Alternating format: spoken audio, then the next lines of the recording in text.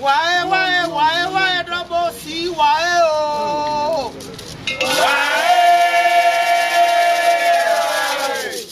I want to see the ocean because I see the sunshine.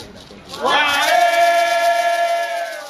So today we're going to host one of the people who have repatriated and is living now in Uganda. We want to learn from his experience and why he chose Uganda. So without further ado, let's get right into the video. Hey, King. Hello, everyone. Good. How are you? You can start by introducing yourself. All right, everyone. My name is King Obatunda. I was born and raised in Norfolk, Virginia, back in the United States. I live here in Uganda right now. It's currently my home's where I'm staying at. I'm located in Kampala, actually. I didn't say that before. I'm located in Kampala.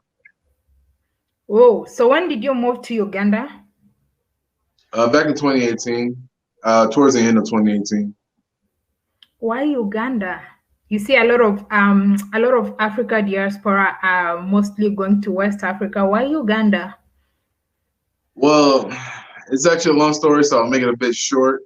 Originally, I was part of a group that was supposed to go to Ghana, but there was a lot of people in the group who weren't very proactive and didn't really have intentions of going to Ghana around the time that I wanted to go. So I decided to leave that group, and I found other people who were willing to travel sooner. And I actually I knew the people for a long time. So we ended up traveling to. We were originally supposed to go to Kenya, and we got to Kenya during an election time. So we were advised that we shouldn't stick around because of elections, that we should go to Uganda because they were not going to elections at the time. And I didn't really understand what was going on, but whatever advisories we get, we kind of follow that because we're new and we didn't want to deviate because we didn't know what was going on with it. So we ended up just going to Uganda, and we went to the western region of Uganda at an area called Kabale, which is there's a lake there. It's called Lake Manyoni. And I ended up staying there for quite some time. Okay, so when you got to Uganda, did you ever go back, or that was it? You got to Uganda and you never traveled back? So I had intentions on going back to Kenya, but once we started experiencing the differences in the exchange rate and we started to see how much more money we could save in Uganda versus how much money we were saving in Kenya, that was our ultimate determining factor, because we were trying to travel as a group, so we were putting our money together at the same time. So we didn't really want to be in a place where the exchange rate is basically the same as how it is in America. It's really not that much of a difference. But in Uganda, it's a huge difference. Your money will actually, go a lot further in Uganda than it would in Kenya. Not to speak badly on Kenya or anything like that. Oh, okay. So how many were you in the group? 4 of us. Okay, so you are just doing travels, and how long did you stay in Uganda before you went back to the US? When I was with the group, we stayed together for about, I want to say between 4 and 6 months. I can't really remember, but after the group kind of separated and we went our own ways, I ended up staying in Uganda for at least 10 months before I went back.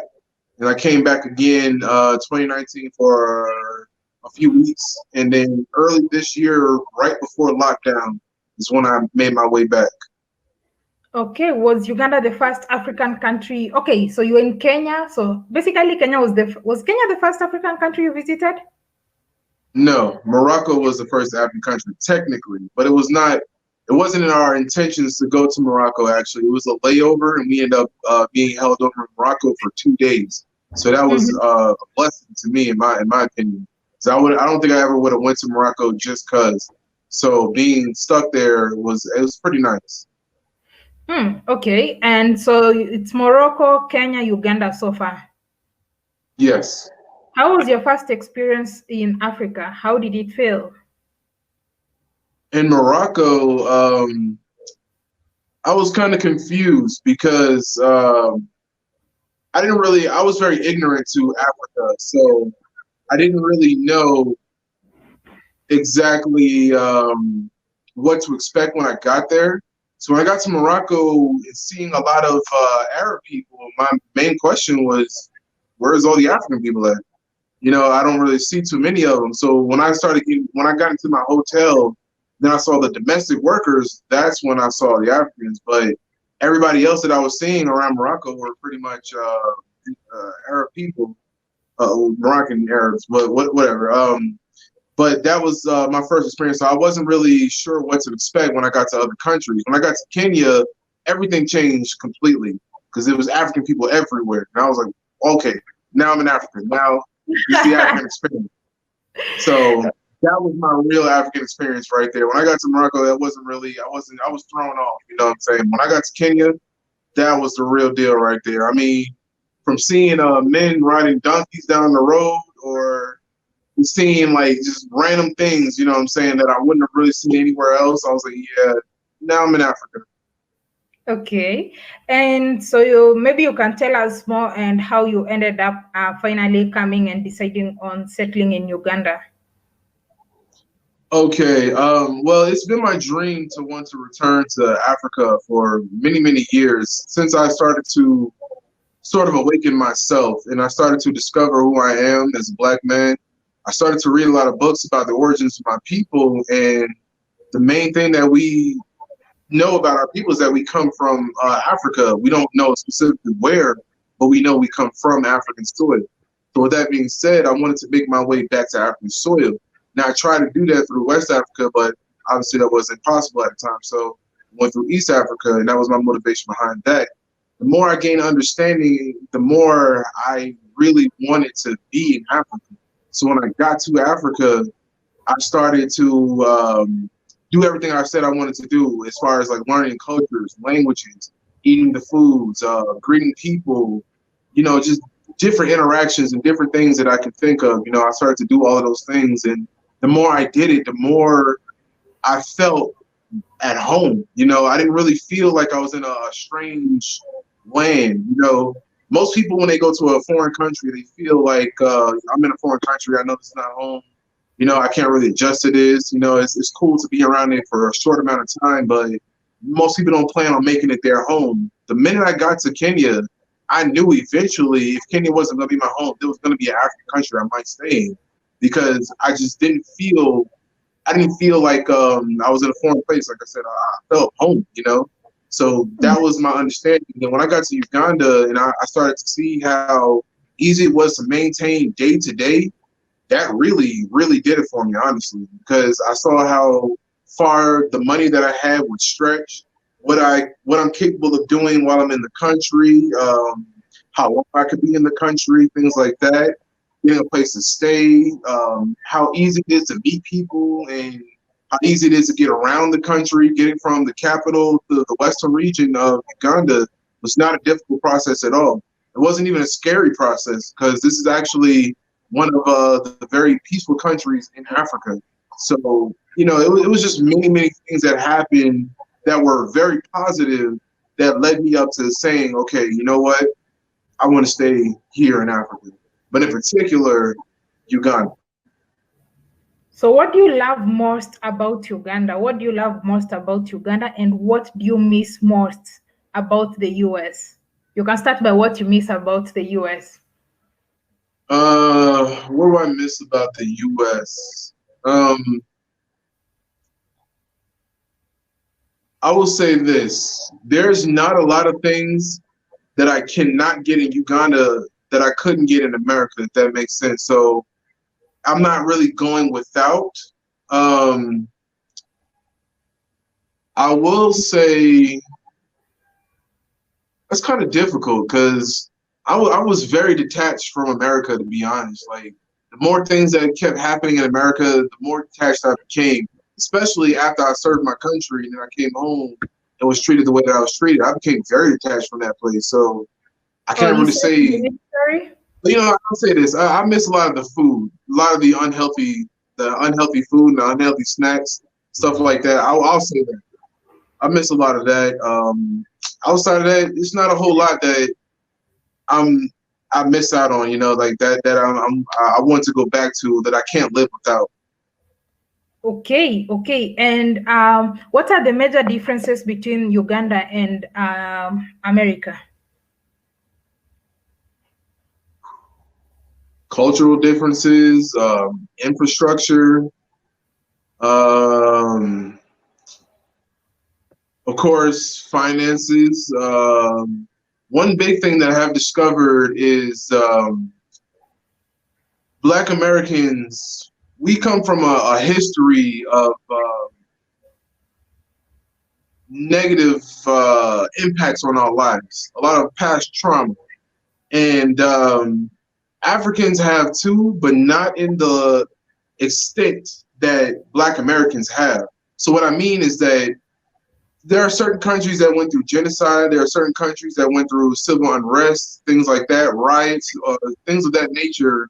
But to be targeted as a people for hundreds of years and to be subject into slavery for hundreds of years, that plays a different role in your mentality than a lot of things that you guys are going through here in Africa. So what I mean is that some of the worst things that you guys have to deal with is like political corruption and social unrest and just social problems that you guys are having. You guys don't really have to deal with your cops like targeting specific people. You know what I'm saying? I don't really know how to go in depth about that. But you guys, like, there's a major difference between that, and I'm starting to notice it because the more conversations I have with people are telling me that they have these expectations of Black Americans. Like, some expect us to be hardcore thugs and hardcore gangbangers. You got others who expect us to be super rich and super wealthy and have these socialite type lives. But nobody ever expects us to suffer at all. Nobody expects us that we go through the problems that we're going through. You get what I'm saying? I had a conversation with an Uber driver very recently about what's going on with the situation with George Floyd and the situations that happened before then and what's going on now. And he's telling me that he couldn't believe that those things are happening. He thought it was a lie. And I'm like, what?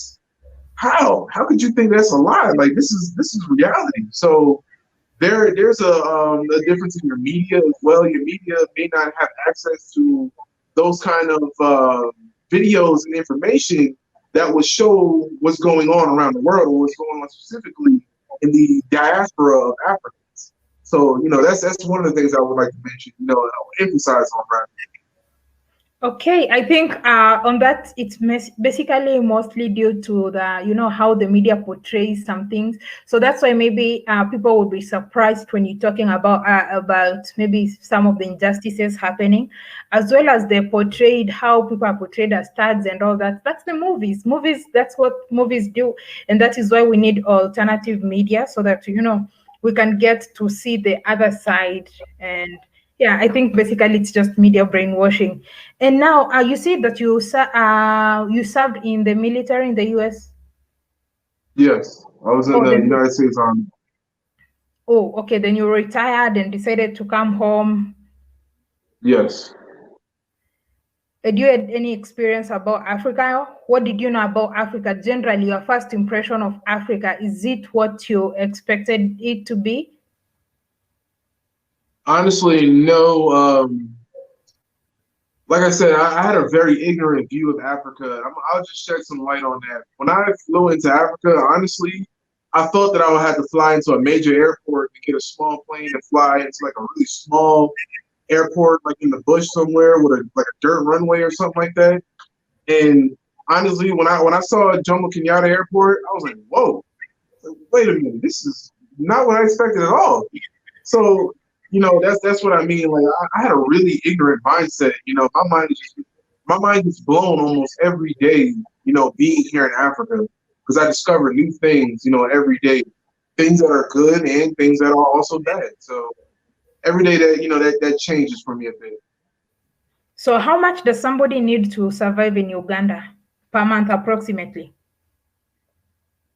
Per month? If you're a single person, you can get by with around $800 a month with no problems.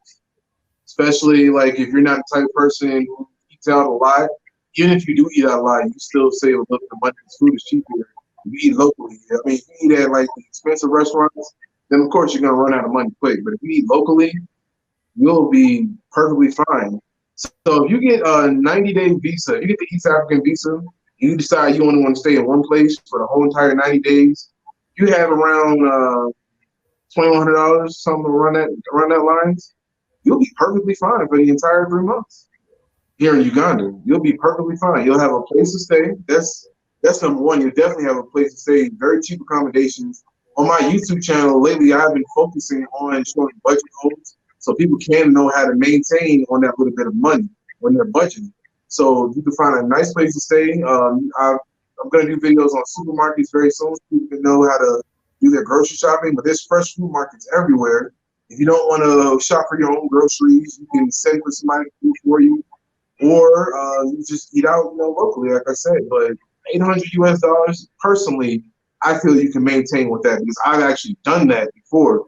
I have more now, but before I tried to do like a minimalist type thing, and I actually survived with $500. But I'm a little bit different because I'm a survivalist, so I don't require certain things that other people might require. You get what I'm saying? So $800 should be just enough for you to be nice and comfortable. You can get your snacks and everything, cakes and pies if that's what you want. And still, eat comfortably and live comfortably. Okay, talking about food, which is your favorite food, and have you learned to prepare some Ugandan food yourself? Yes and no. I still be burning a little something in the kitchen. I still be burning it up, but I'm working on it. I'm trying to get better. So right now, I like a lot of street food in Uganda. There is a dish that I do like, but it's not technically Ugandan. It's like an Arab dish, but it's called pilau, and it's made with beef pilau, and it's really, really, really good. Like I love it out here. I mean, I eat that all the time, at least a couple times a week. You don't Local have food. Luombo. I've tried Luombo, but Luombo is not something that's something if I really want it every day, I got to go to a restaurant to get it. Nobody's going to be making me Luombo every day. That's just not going down. But I do eat like Katogo. That's a local dish out here in Togo. I eat the matoke and beans Katogo, or I eat pocho and beans. Well, I haven't eaten pocho and beans in a long time, but I've had the pocho and beans from Togo. I've had the matoke and beans. I've even had the cassava and beans before as well. The pocho is like your ugali. I've had ugali before, so pocho is like ugali. So I've had that dish before.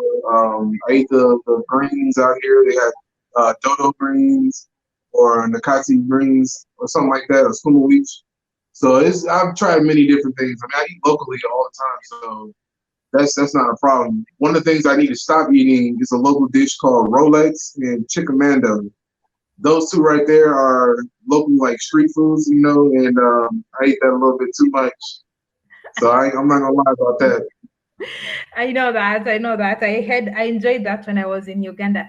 And now, when you first came to, okay, let me just say Kenya, Uganda, because that's like where you basically. Let me say, when you first came to East Africa, did you ever think that you are going to at some point relocate here? I had it in the back of my mind, and I live by a certain code where I like to speak things into existence.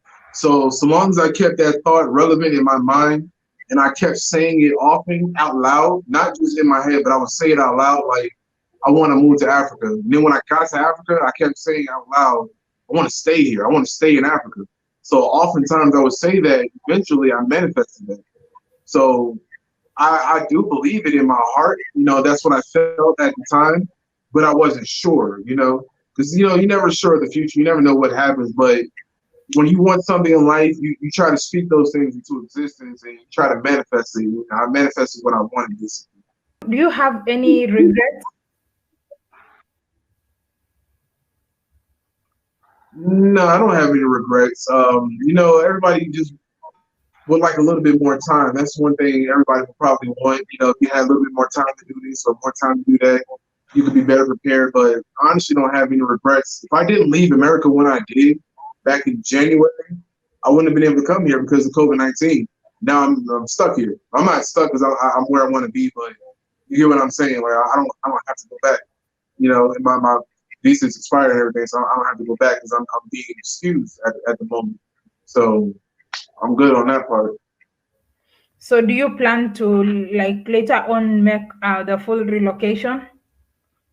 Oh yeah, of course. Of course. This place that I'm staying in right now is an apartment that I just recently got. It's a 3-bedroom, and I'm not planning on leaving this apartment no time soon. It's a really nice place. So when do you plan to finally make the move? When? When do you plan to finally make the move, and would you advise anybody to relocate to Uganda? Well, I already made the move because I don't plan to go back to America. So the move has already been made. I made it in January, actually. For anyone who does want to come to Uganda, first thing I ask or I recommend that you do is visit. Visit first, you know, maybe give it a couple weeks or visit for a month or something like that. Or you get the 90-day visa and stay for the whole 90 days and see how you like it. See how you know, go to different areas and, you know, meet different people, different tribes and things like that, interact with different people and see how you can adjust to it. If you feel like you can adjust comfortably like I did, then hey, this is the place for you. You feel like you can't adjust and you might want to, you know, go check something else out. Then, you know, there's 54 countries within the continent, so there's plenty of space for you to go check around. How do you generate revenue that you are able to live in Uganda? Do you have did you have to seek a job or? As of right now, I was doing business with someone. We were dealing with African crafts products, but because of quarantine and how things slowed down, that business kind of slowed down as well. So as of right now, I'm going to reinvest some capital that I have into a fish farm industry, and also I'm going to be opening up a local bar in a certain area once bars start to open back up again and become profitable. So my main source right now that I'm going to be working on is a fish farm that I'm going to be dealing with here in Uganda. Approximately how much in general do you think it might cost somebody to someone might have to save before they finally make the move, like maybe for 6 months as they try to settle in? How much approximately does someone has to have saved? For a single person, I would say around 5,000 US dollars would be enough for someone comfortably here in Uganda. I'm not speaking on other African countries, but here in Uganda, 5,000 US dollars would be enough for you to maintain for quite a few months, if not pretty much almost a year, and get settled in and, you know, start to establish your life. For a couple, that might be difficult because there are a lot of things you have to take into consideration if you are a couple, especially if you have children. You're just two people, a man and a woman, you're just together and you want to relocate. It might be a little bit simpler, and 10 grand might be enough for you. 10,000 US dollars could be enough, 5,000 each person. Or, like I said, if you have children, things can be a little bit more difficult because things are different here as far as a childcare system is. As far as in America, like childcare in America is way different than how it is out here. So there's a lot that you must consider when you plan to do that. So that's why I'm saying for those people who do have families, you guys should come out here first and visit and start asking those kind of questions and asking around and looking around and finding the services that you require. So that once you make your final move here, you already know where the services are located. Or if you know there's none that are existing and you want to start a business, then you know now that you have a business that you can get into once you get here. For example, daycare is not a huge thing in Uganda, but it's a necessary thing in Uganda. A lot of people require daycare, but it's not a lot of places where they can go for daycare, so they hire personal maids. There's a lot of families who don't feel comfortable hiring personal maids who prefer a daycare center. So that's a business that people could invest in and start up here because it's like I said, it's really virtually non-existent. They have some, but it ain't that many. Oh, okay. So that's actually a business opportunity. So your last words, your parting shot. My final thoughts, my last words would be to anyone who wants to come to Africa, please come with an open mind and thick skin, as I said in my last video. there are a lot of differences between your culture and African culture, and you have to understand that African people are not going to adjust to you. You are coming back to Africa to re-experience something that was once lost to our people. If you're an African who was born outside of Africa in the diaspora and you wish to return back home, like I said, same thing. Come here with an open mind. When you come here, work with your people and build with your people. These are your brothers and your sisters.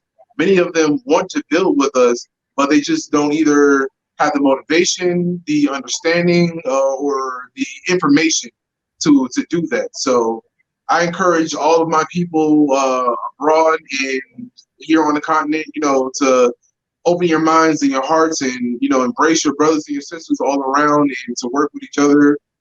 My people really want to return home, but we want to return home knowing that we are welcomed home, if that makes sense. There are some African people who are letting it be known that we are welcome. We need all of us to let it be known that we are all welcome, because if you were to come to our country, we welcome you like you are a family. So we want the same thing in return. That's all we're asking for, the same peace and the same prosperity that we would extend to you, basically. Not saying that it's not happening, but I just wanted to let it be known. So if anybody never heard it before, you heard it from me. Oh, thank you so much for sharing this information. Hope to host you soon on my platform. All right, appreciate it so much. Thank you for having me. I hope you keep enjoying Uganda. How do you say goodbye in Uganda or welcome? I can't remember. Forgotten. I was in Uganda some months ago. You got me on that one. I think it might be. I don't know how to say goodbye. Generally, feels like a greeting. I'm not sure. Let me look into that one now. All right, it's okay. Thank you so much. I'll see you on my platform soon. All right, Asante.